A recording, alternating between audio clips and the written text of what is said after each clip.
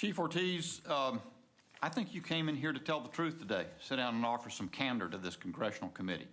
And I want to start off by telling you that that is a breath of fresh air, and it is inconsistent with what I've heard over and over from administration officials so far.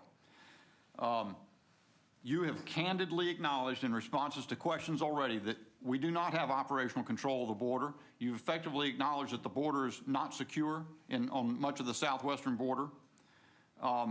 I think you might be trying to walk a fine line because you don't want to be insubordinate to your superiors, but if there's ever been a time for candor to a congressional committee, it is right now. And I'm going to ask you about the cause. You've continued to, your written testimony, I'm sure that's substantially prepared or revised in Washington, starts off, evolving global and regional events continue to produce challenging conditions and trends along the southwestern border. You trace the beginning of the fantastic climb in illegal immigration across the border to COVID. I heard you say earlier today, changing conditions. Chief, in fiscal year 2020, the policy was detain and remove. The entire objective was to avoid releasing any illegal immigrant for any reason. In 2021, Secretary Mayorkas, the new administration, gutted all of those policies. MPP, safe third countries, family detention, asylum bars, T-42 for minors, etc. Record numbers resulted. Record numbers followed. Let me say that, because I'm going to ask you whether it was result or cause. Be it parole, NTA, NTR, etc. Illegals are apprehended by Border Patrol but allowed to remain non-detained in the U.S. Now, I want some candor, Chief. Do you acknowledge, as the Chief of the Border Patrol, that the driver of the crisis that you have described, of this dramatic change in flow, the policy is the policy of this administration to release instead of detain or remove illegal immigrants? That's my question. Congressman Bishop, thank you for the question.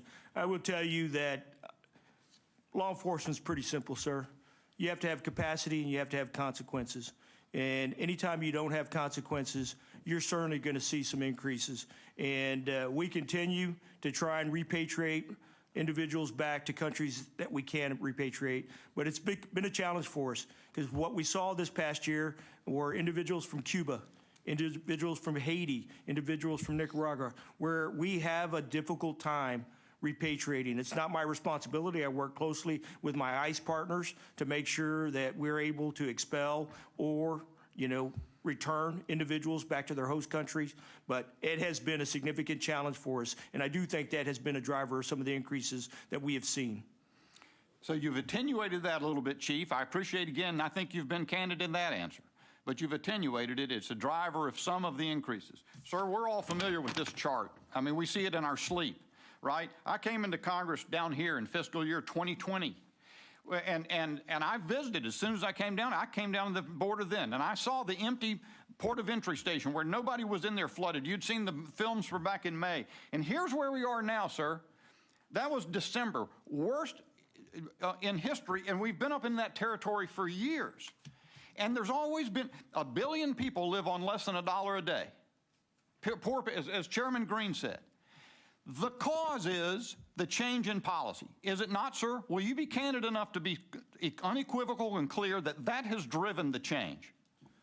I will tell you, sir, that when I was a deputy chief and the acting chief down here in 2014, a lot of people described what was happening here in South Texas as a humanitarian crisis, a border crisis.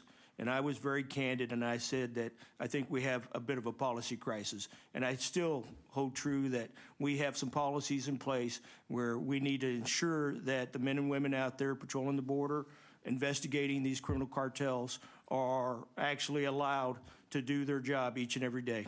And their job is to detain or remove illegal immigrants? Yes, sir.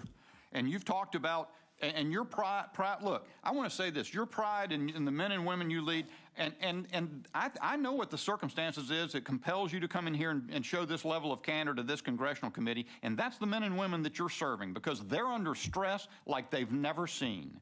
And it is an abomination. It is despicable that people in Washington would set policy that would cause that to those men and women, and that would cause the inhumane destruction of lives that you see to migrants who are coming over in these conditions, and that would cause the devastation that's spreading throughout the United States in consequence of that. I want to thank you for telling the Congress what your duty compels you to tell us, which is the truth. Thank you, Chief Ortiz.